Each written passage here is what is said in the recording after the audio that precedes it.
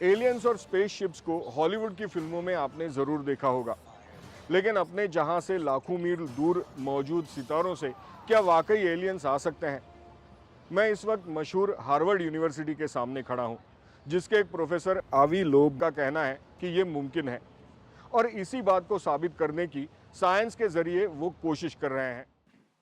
हाल ही में professor lobe और उनकी टीम को बहरुल काहिल की गहराई में खुदाई करते वक्त कुछ ऐसी चीजें मिली हैं जो उनके मुताबिक एलियन टेक्नोलॉजी का हिस्सा हो सकती हैं। We recovered materials from the first large object that came from हमने निज़ाम शमसी के बाहर से आए हुए एक शहाब साकिब से पहली बार कुछ चीज़ें निकाली हैं। हमने धात के बने हुए छोटे छोटे पत्थर 2 किलोमीटर गहरे समंदर से निकाले हैं जहां ये शहाबिया गिरा था। हमने इन पत्थरों की साख्त का मुआयना करने का मंसूबा बनाया है ताकि हम ये जान सकें कि क्या वाकई ये ऐसे माहौल की पैदावार हैं जो हमारे निज़ाम शमसी से मुख्तलिफ है, और ये मुआयना भी किया जा रहा है कि आया चीज़ें किसी और तहजीब या रहन सहन रखने वाले माहौल में किसी टेक्नोलॉजी की मदद से बनाई गई हैं। Altogether, we have found more than 50 marbles. अगरचे कुल मिलाकर 50 के करीब मार्बल नुमा पत्थर हमें इस शहाबिये से मिले हैं, लेकिन हमने और भी छोटे छोटे मार्बल देखे हैं जिन्हें हम आलात की मदद से निकाल नहीं सके। ये बहुत खूबसूरत गोल गोल कंचे नुमा मार्बल हैं जो सुनहरी, नीले, भूरे और काले रंग के हैं। अगला कदम उनकी इलेक्ट्रॉन माइक्रोस्कोप से तस्वीर बनाना है और उनकी साख्त को जांचना है। पहला मुशाहिदा तो यह है कि उनकी गोल साख्त के अंदर भी मजीद गोलाइयाँ हैं। They have spheres inside spheres. Professor lobe की थियरी के मुताबिक 2014 में एक बड़ा शहाब साकिब पैसिफिक समंदर में आकर गिरा। इसकी तेज रफ्तार को स्टडी करने के बाद नासा और डिपार्टमेंट ऑफ डिफेंस ने कंफर्म किया कि यह किसी दूसरी गैलेक्सी से आया हुआ था।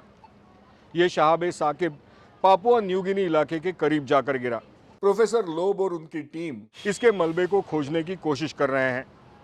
उनका कहना है कि यह शहाब साकिब एक एलियन स्पेसक्राफ्ट भी हो सकता है। This meteorite was tougher than all space rocks. ये शहाब साकिब निज़ाम शमसी में मौजूद उन तमाम 272 खलाई पत्थरों से ज़्यादा सख्त था जो नासा ने गुज़श्ता एक दहाई के दौरान रिपोर्ट किए हैं। इससे ये इम्कान पैदा होता है कि वो स्टील जैसा मुरक्कब है जिसे किसी तकनीकी तरीके से बनाया गया है जो शहाबियों में मौजूद कुदरती लोहे से ज़्यादा सख्त है। और ये बात भी है कि ये चीज़ निज़ाम शमसी के बाहर बहुत तेज़ी से गर्दिश कर रही थी, जिससे ये इम्कान पैदा होता है कि उसे ये रफ्तार किसी प्रोपल्जन यानी किसी कुव्वत से मिल रही थी। यही वजह है कि हमें इस बात का जायजा लेना है कि ये चीज़ किसी और तहजीब से आया हुआ स्पेस क्राफ्ट है। From another civilization. प्रोफेसर आवी लोब की थियरी पर कुछ साइंटिस्ट सवाल भी उठा रहे हैं।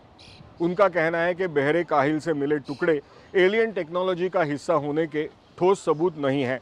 आवी लोब का कहना है कि इनके अलावा भी वहां से मिले मलबे को वो साइंसी तरीके से स्टडी कर रहे हैं, और रिसर्च पूरी होने के बाद ही इन सवालों के जवाब मिल पाएंगे।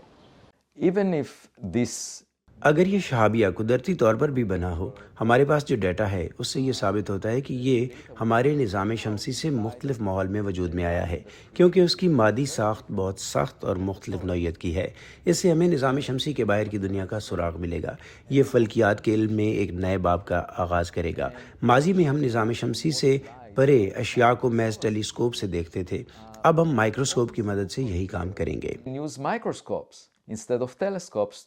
पिछले कई सालों से प्रोफेसर आवी लोब अपने गैलीलियो प्रोजेक्ट के जरिए एक्स्ट्रा टेरेस्ट्रियल या गैर जमीनी टेक्नोलॉजी को खोजने की रिसर्च में लगे हुए हैं। उनका कहना है कि उनका रिसर्च कायनात और उसके पार किसी दुनिया को समझने में भी मददगार साबित होगा। Anshuman Apte, voice of America, Boston, Massachusetts.